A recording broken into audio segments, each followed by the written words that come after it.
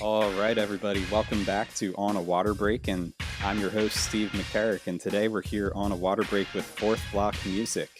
I've got 8 off the Met and go. Welcome to On a Water Break, the podcast where we talk everything marching arts. Everyone, bring it in. It's time for a water break. got the two creators behind the scenes of Fourth Block Music, Lou Rosen and Bronson Gold, with me, and we're excited to talk about some independent art within the marching arts. So everybody welcome Lou Rosen and Bronson Gold. What's up, what's up? Yeah, thank you guys for hopping on the call. So I imagine many of our listeners rather, might not have been aware of you guys yet. I don't do a whole lot of like crossing the wires between the stuff I do with Yeah Bass and the stuff I do with the podcast. But why don't we get started here? Before we get into more about what Fourth Block Music is about, let's go through our 32 count life stories so that our listeners can kind of learn a bit more about who each of you guys are and what you do in the marching arts. Lou, do you want to get us started with your 32 counts? Yeah, for sure. Cool. So should this be like about me or about Fourth Block or like this is whatever you can fit in 30 seconds, cool, man, cool. Honestly. You're going to get 8 and in from the Met and then just catch us up to speed about who you are. Cool. All right, 8 and in off the Met.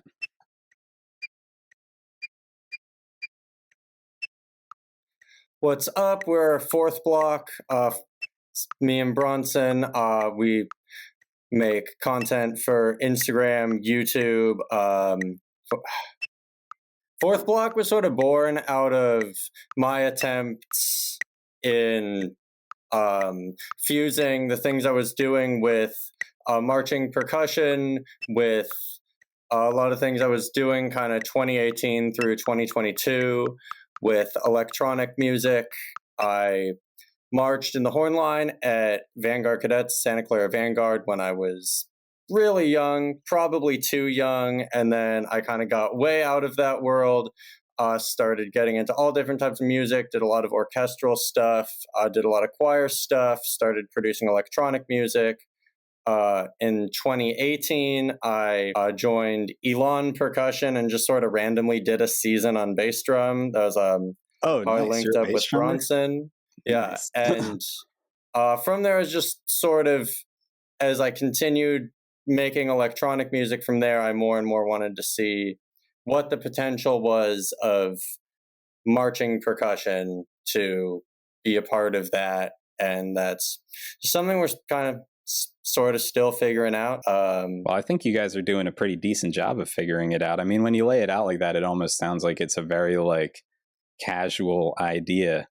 But as you guys have kind of laid it into practice, especially through your like dedication to make a lot of content on it, like you've really, I think, made your own brand and your own thing for like independent marching content, which it's not really, it's a budding type of thing out there. So we'll get back to talking more about Fourth Block in a second, but Bronson, why don't you also catch our listeners up to speed? Absolutely. All right. Your background, who you are, and maybe like your history in the marching arts. All right, cool. So my name is Bronson Gold. I come from Reno Valley, California. So my background in the marching arts pretty much started when I was in middle school. I kind of would skip my 6th period class to go check out the high school drumline rehearsals. Made it to the winter or the spring concert. Ended up doing high school band, and then did drum corps during that time long when I was 16, and then ended up marching Cavaliers like during COVID. When I aged out. Now I just teach pretty much.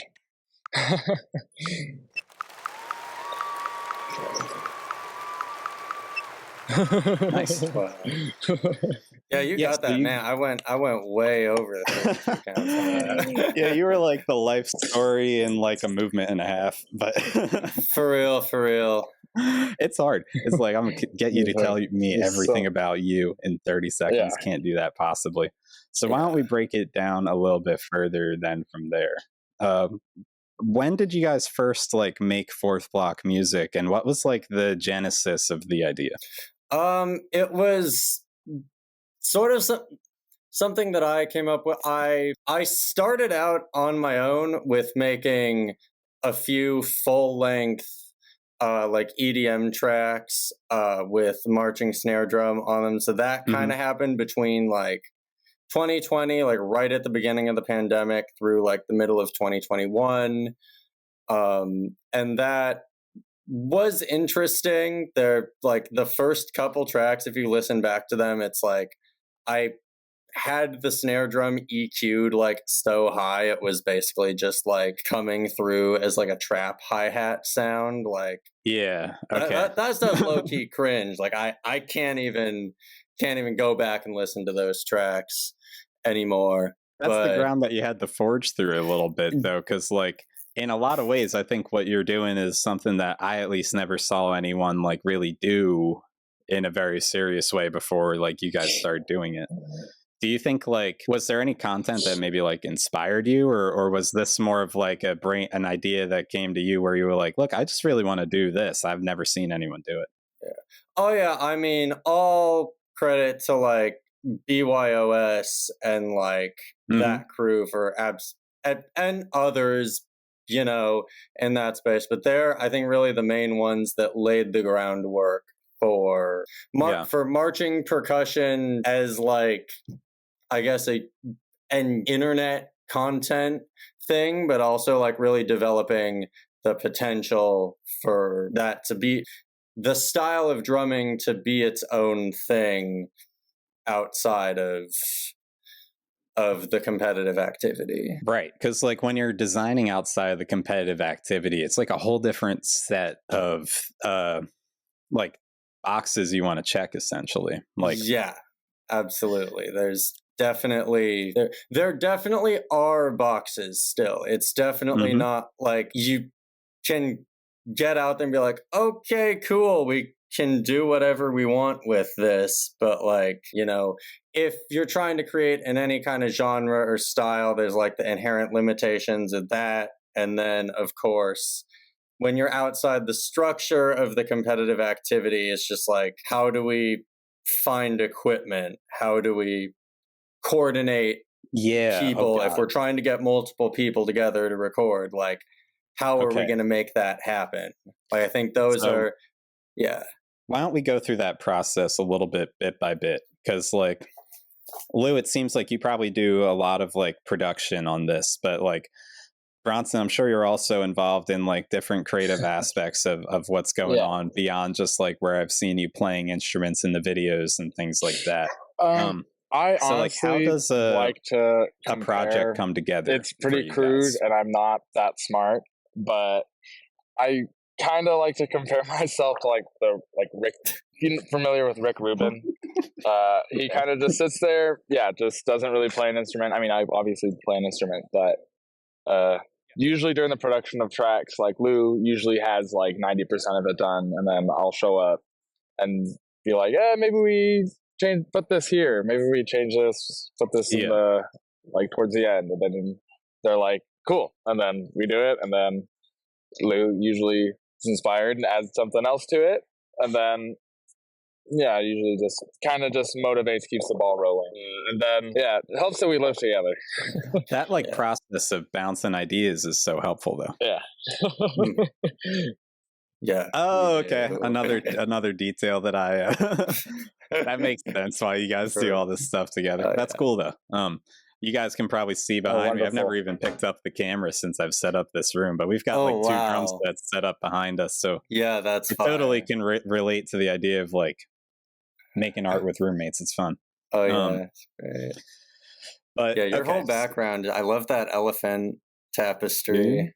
It's so cool. I wish I had the remote handy. But when we have like multiple colors going, like the spectrum of colors, since that thing's got like a bunch of different splotches of colors, it kind of looks like it's morphing in a really trippy way while like the colors rotate through. It's cool, man. I've been like been itching to make a cool little stew for like a year since we've started this podcast. So like, it's nice to have a cool. Thank you. But anyway, so you guys write the project initially, and then actually recording it is a wildly different experience than a regular like band performance or a band rehearsal. Like, I actually know from like making a few licks of my own, like that doing band in this context feels more like being an artist in a studio, where it's like, I'm going to punch in, maybe like we're going to start here, record like a really fine audio of like this bar, and then we're going to like, it's a whole big artistic process there. So when you guys are recording, maybe compare and contrast how that like varies compared to like being in rehearsal or performing. What's different being in a at least for marching me, arts studio? The only performance, or I guess the only like set of videos that involved like actual sheet music was where the bass drum tracks, the curfewing and starting 5.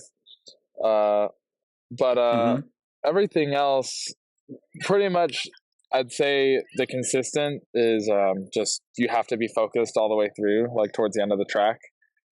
You could like I like to just play rolls a lot, especially on surfaces in which it's not very easy to, and it's very with hot rods, or a couch, what's it called? But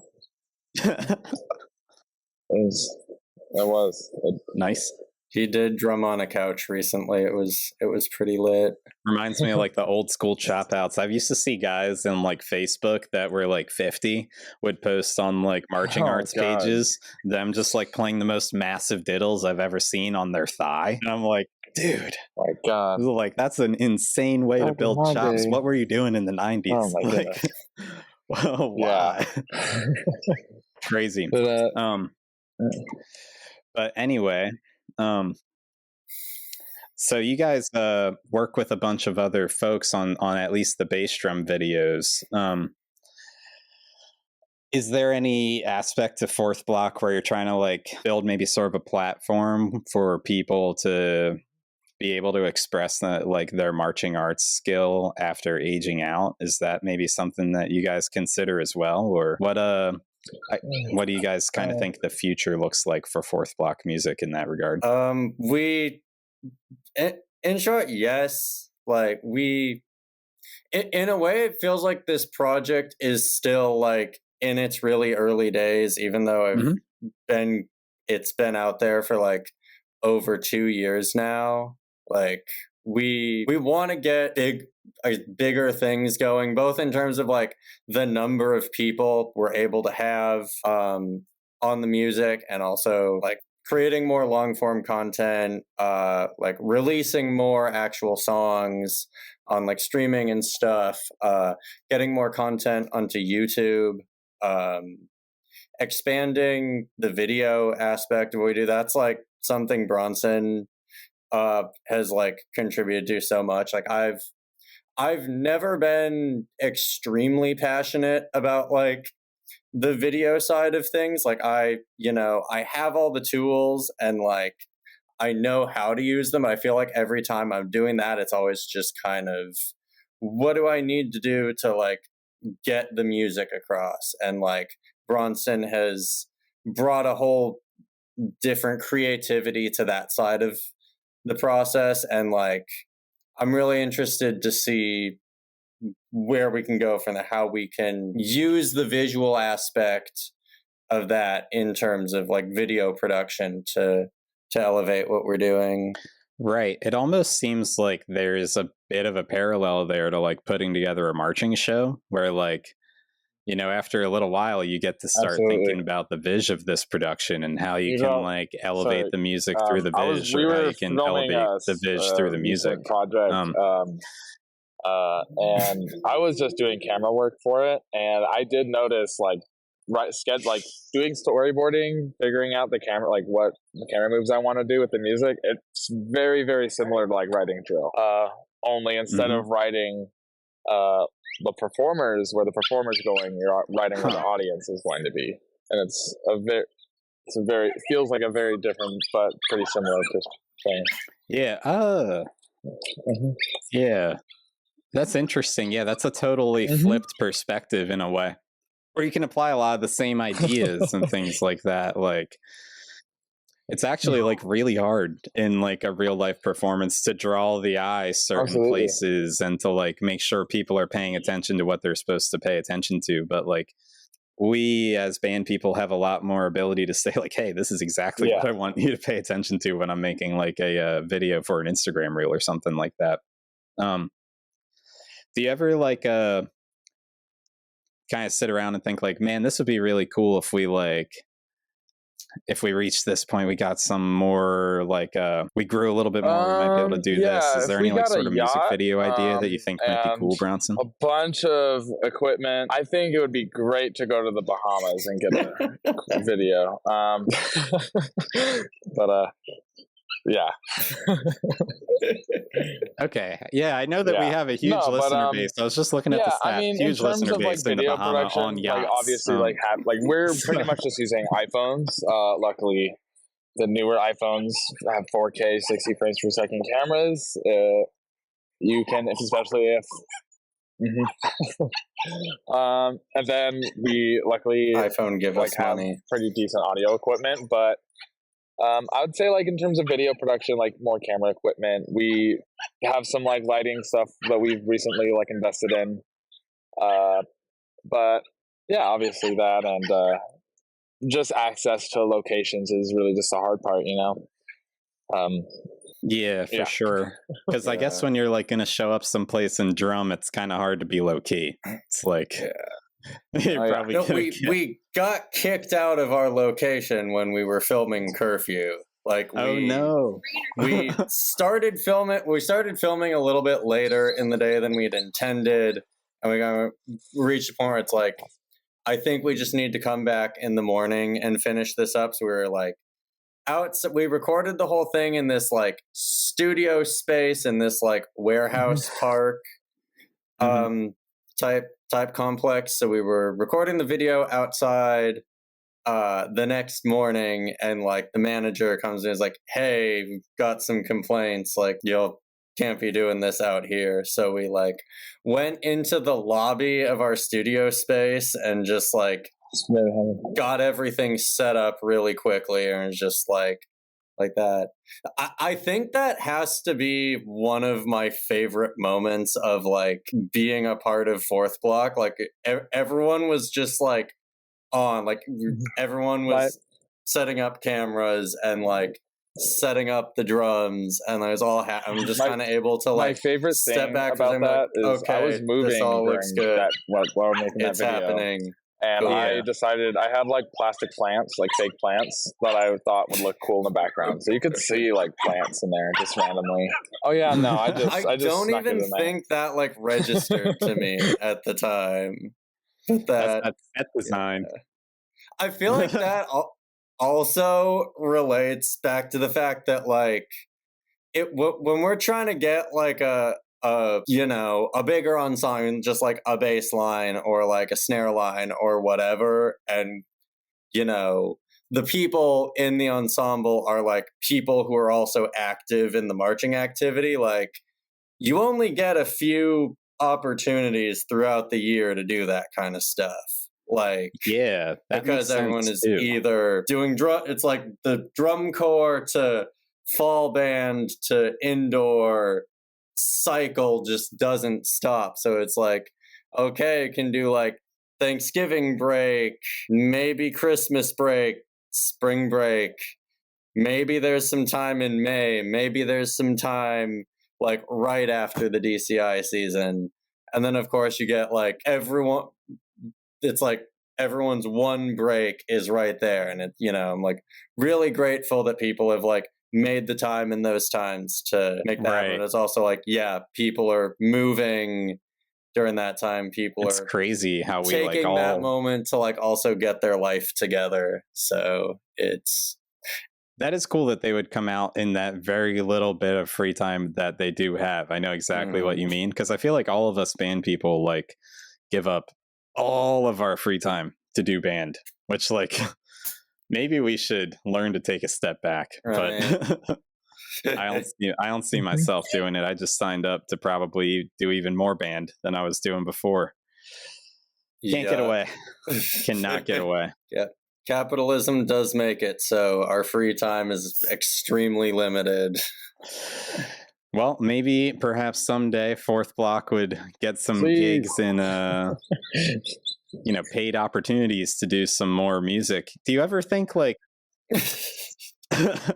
so I imagine it seems like you guys probably already have like dreamt about this sort of a thing, but do you ever think about like, could Fourth Block play a music festival? Like, if we had enough resources, like, yeah, if we were able to create, a full set's worth of music and like, yeah, for sure. Get the biggest thing is just like rehearsal time.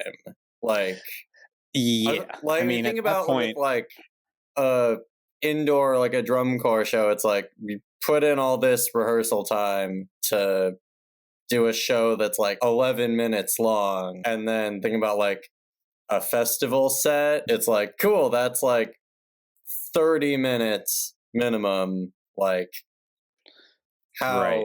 What does the rehearsal process need to look like? And obviously, like, that's kind of been done before with kind of like Blast. Like Blast, yeah, exactly. I do have the corps director of the drum corps that I used to work at. Shout out Golden Empire. Shout out Open Class. Yeah, but yeah, he was part of Blast a long time ago, so I've been meaning to find a time to just like get up there and talk to him about that and that whole process. That would be cool. I should see if I could get Blast people on the show sometime. Mm-hmm. I honestly didn't even know that like Blast was still a thing, because I was under the impression throughout most of my marching career that like Blast happened, it was a thing for a little bit and then it stopped, but like it seems like it's coming back. Yeah, I think it's like touring internationally maybe or something. I know they do things in Japan every once in a while. Yeah. Which is crazy. That's like what I think like the ultimate aspiration for something like what you guys are running would be, though, at least looking in from the outside. It's not even like that you would be rehearsing for one event. It would be like to have a performing professional paid ensemble for the marching arts. It's independent in the sense that it doesn't compete, but it's not independent in the sense that it's an illegitimate or small and not I feel like when you look real at ensemble, WGI, if you know what I'm saying. And the intention of that activity, it's less about, well, it's very much about entertainment and producing a very entertaining product, but at the end of the day, there's some groups their intention is not to win drums or DCI finals or WGI finals. It's to pretty much, it was started to enrich, youth development and pretty much just make sure people don't grow up to be bad people, for lack of a better word. And I feel like what we're trying to do, since it's less of a like competitive thing, we're here more so to make music, like as soon as I aged out, I was a huge stickler on, everything needs to be good technique, everything needs to be good, but like everything needs to have the best sound quality. And then as I've gotten like older, the more I've done it, I'm like, the focus should really just be on what's entertaining. I mean, that's like a perspective that I think that I gained both through college band, but also through Eagles Drumline, which is like that for most of the world, like they couldn't really care about the things that we are trained to care about in like doing marching arts. It's just like completely irrelevant and unnoticeable in some senses to like drunk people at an Eagles game that the snare line in the Eagles drum line is clean. Like in a very literal sense, it's actually better for someone to break in the Eagles drum line and do something entertaining or funny than it is for them to even stay in the role.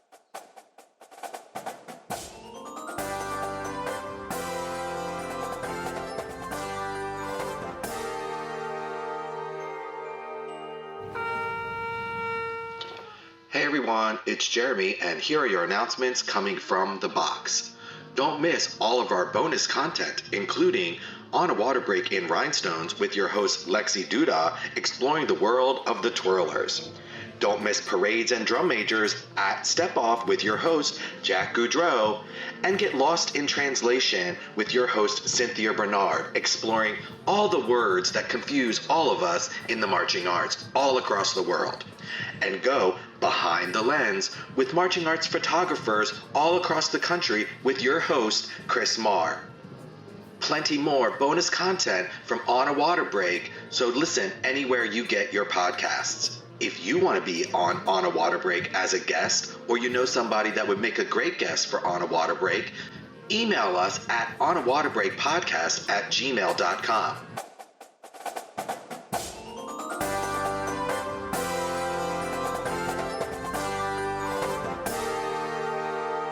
So it's an entirely different set of things you're designing for. I actually want to bring it back. You were talking about Rick Rubin earlier. And Rick Rubin has a perspective on all this that's basically like, when you're designing art as an artist, you shouldn't be designing art for what other people want to hear. And his belief is that in doing so, you're going to create worse art that no one will actually really want to listen to. And that what makes art good is that you're designing something that you think has value like that. By designing music in marching arts for competition, we're directly designing for what the judges want our art to be, instead of designing inherently for just what we as the artists think is the most interesting or creative or entertaining decision we could make. So that's why projects like what you guys do really excite me, is I think that you have the opportunity to actually be creative and actually do things that are cool to the average person that the Blue Devils or the Blue Coats could never do. They would never do. I mean, these ensembles are the best at taking risks in the activity, but in a lot of ways, they could never do the things that you two do. Which is a bit of that's one way to put it. I'm sure you're laughing a little, but yeah. But the more and more it grows. Yeah. No, there's something to be said for just recording an entire track in one day. And it's the standard of cleanliness is not going to be as high, but there's still such a pressure on, I imagine, on the performer end, it's still got to be there, because it's we only have 20-30 minutes to record this chunk, and we've got to move on to the next and to the next. And that's also been just something I've been learning the whole time, is how to write and design for the resources we have and the time we have when we're going to record, and figuring out how to do things that will be entertaining and will be effective without on a video medium without necessarily being super hard. Yeah. But also it doesn't always have to be. You're exactly right. So something I've been curious about always with you guys too, you talked about you only have 20-30 minutes to record a chunk and then you've got to move on. When I'm doing this sort of what I would consider a drumline studio project, not a live piece of drumline art necessarily, and it's not for competitive band either, I don't really feel too bad about cleaning something up in the DAW. So to what extent do you guys try to clean up the recorded product in the DAW, and then to what extent do you guys process the audio? Yeah, I mean, there's a lot of post-production work that goes into it for sure. I think the bass line especially, there was a lot of processing going into it just to figure out how to make it speak on phone speakers, whatever kind of speakers that most people are going to be listening to that don't have those frequencies. So if you were to isolate just the bass stem from the track, it would sound really weird and distorted and not like bass drums at all, but sounds fine once we get to it. We've got the snare line track coming out soon. That's definitely way easier just because of the frequency range. It reads better. But yeah, there is only so much cleaning up you can do in post-production, and one the thing you can't clean. way to do it really is to just, I would say that is to go back on the earlier topic. But I will say in the process, it is pretty difficult to be consistent with the music and video aspect. A lot of people say I would say the music the sound, because it's of how it is processed to sound good for phone speakers, which I'd say there's a limit when it comes to lot videos, where also lot videos aren't recorded with mics close up. Pretty much you have to be consistent, and that is the most relatable thing when it comes to doing and the activity. Yeah. In that sense, that is a direct translation. There's nothing different there. The best rep you can get is going to still be the best rep you can get, whether or not you have the ability to apply all these like post-processing effects. It's also like there's only so many things that you can clean. Like in the bass drum world, for instance, you can't really like post-process clean a unison. It's just not gonna be possible. It's going to sound so murky and these sounds are going to overlap.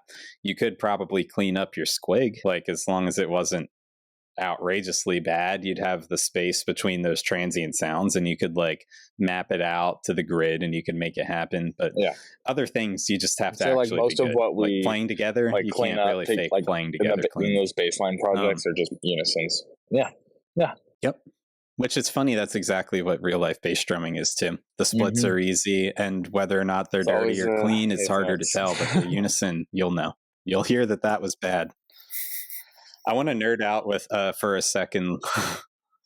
Lou, as a producer, I want to nerd out for a second. Can you tell me about like the different specific like sorts of things you do to process at least the bass sound in particular? Like what kind of plugins, what you kind of do to it? I use Ableton Live, so a lot of it is at least with making the low end speak on speakers. It's just like the stock Ableton Live saturator plugin. What I'll do for my bass drum tracks too, I will make like an audio effect rack and basically separate the bass channel into like the high end and the low end. So like the attack and the resonance of the drums, and just work with those completely independently. So in that way, are you like trying to work with the transient of the sound and the long tail of the sound in like a different way almost? Saturator I use is like specific to the low end to bring more like harmonics to that. I don't put that on like the higher frequency, on like the attack of the drum. That is already speaking. I feel with bass drum, that's always the struggle of like how much, because obviously the rhythms will speak more if you just like turn up the high end a lot, but then also you lose the splits and it all just kind of like starts to sound a little bit like one drum. I feel like I went a little too much in that direction with starting 5, and then I think when we mixed Curfew, I went a little bit too much on the other end. So especially on like the Spotify version of the track, it's like harder. It's a little bit harder to hear the drums, but I think flow and like melody of the splits comes through a little more clearly. Yeah. So like what I'm pulling up right now to look at is some of the comments from that starting 5 music video, which my God. Not to brag to the audience of On a Water Break, but that's like by far the most successful video that we have ever had on my like page that I run for bass drumming, the Bass page. Bass. Let's see where we're at with that one right now. I think it's got like 40,000 likes, 717,000 plays. The comments on here are insane because people are trying to figure out why it sounds so good, but most people don't know like about like audio processing and things like that. So from being in that world a little bit, I knew I had it in my head. I was like, they're processing it in the DAW. It sounds so good because these frequencies are speaking in a way that like it wouldn't naturally, which is not a knock to it in the way that I see it. Like, I think that's a good thing. And what you should do if you're doing like an independent bass drum project is like bring to life the sound of the bass drum through the power of like the different modern tools we have for audio production and things like that. But Dude, there's all sorts of comments on here. People are saying like, "This is definitely MIDI, Would have bro." saved me a lot of hours. Other people saying, right. Other people calling it the cleanest, best bass line they've ever seen. Which, like, I'm sure you guys would agree. It's like, thanks, but that's a little bit of like, we practiced for like a day and recorded. Nah, they're the best. Yeah, they're the best bass line ever. But but no, dude, it's cool. It's like, this is what I think we need more of in the marching arts, is like, it's this like commitment to saying like, no, we need to be in real life evaluating the pure tone of this instrument for how excellent it is on a scale of 0 to 100. It's like, all right, shut up. Why don't we like just do what everyone else does in music and make stuff sound cool, process the sound, like evolve the sound, do different things. I think like it's case in point example of like how good things could sound if we even just did basic amounts of processing. Like, why doesn't every drum corps have a properly recorded and processed and edited version of their That's their what I audio, love about what like a studio rendition of their show, like, percussion videos, and they have in years too, when they're able to get the copyright stuff figured out. Yep. Yeah. And they're like one of the only groups that do it. It's crazy. I guess copyright's a lot of it, but like, I don't know. I don't feel like, at least your drum line is like not really that copyright. But something that we've done that I feel like really sets us apart from like most every other thing, other than like maybe Monsters Inc., is we put mics, we close mic the instruments. You know, we for the snare drum video, we had like SM57s right on that bottom head. We had some condensers on the bass drums. We had SM57s on the top drums, I believe. Nice. Yeah. SM57s are dynamic mics, are they? Yeah. Okay. Yeah. Pretty much like the standard ones that any front ensemble uses for their mallet instruments. We tried using a few different mics like as we went through the couple bass drum videos, and I remember when we recorded Curfew, we had like SM57s on top 2 and condensers on bottom 3, and it was just like the top 2 sounds so like something about the way the SM57 like compresses the sound just works so well for percussion. Yeah. No, it makes sense because like those dynamic mics are generally designed for live performance, is my understanding. So like they're designed to be involved in like loud circumstances, whereas like I feel like compressor mics are generally ideal for like your perfect circumstance in a studio where you're sitting there in like a controlled sound environment and you want this like warm, full-bodied recording, you know. Makes sense to me that when we're doing drumline, which is so loud, like these dynamic mics shine through because you want this like more raw with less like underlying background noise kind of version of the sound. And it's like, I feel like what I expect would be best there. Like getting that sound like with the close mics, with the dynamic mics, is something that's really setting us like our sound apart from everything else that we're getting from marching percussion.